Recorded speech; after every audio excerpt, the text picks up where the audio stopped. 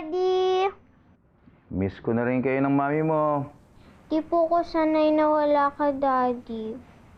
Buti na lang po na nandito po si Mami kasama ko. Teka, sino ba mas love mo? Ako o ang daddy mo? Pareho ko po kayong love. Love, kamusta na si Mamita?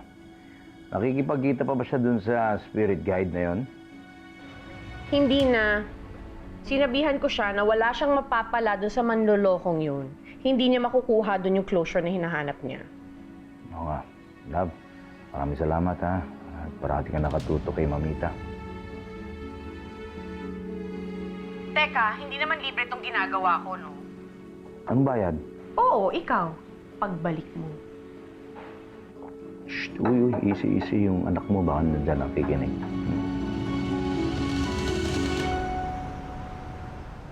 Well, how do you like your accommodation? Maayos naman po, ma'am. Salamat po. Ang gusto ko lang naman po hindi na po ako mabalikan nung manugang nyo. Don't worry.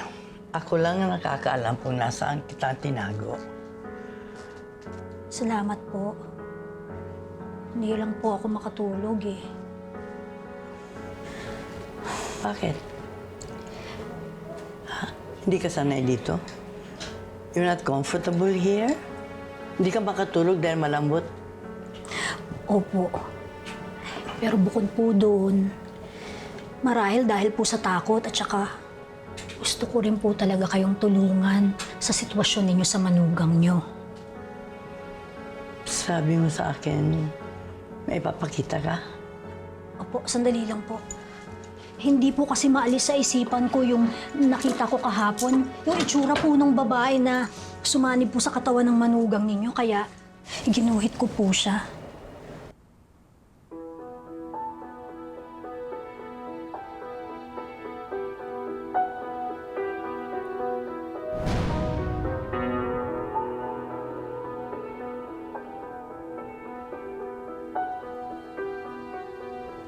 I don't know this person. Pero malaki po ang posibilidad na kilala niyo po siya or kakilala po siya ng manugang niyo. Hindi ko lang po siguro siya naiguhit ng maayos. Kung may makikita po akong larawan niya, sigurado ko po, makikilala ko po siya.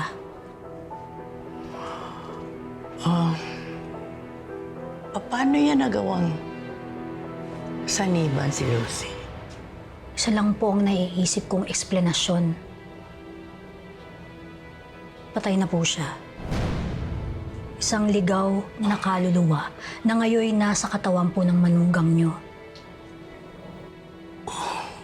Kailangan po nating makilala ang taong yan para malaman po natin kung paano siya palalabasin sa katawan ni Lucy.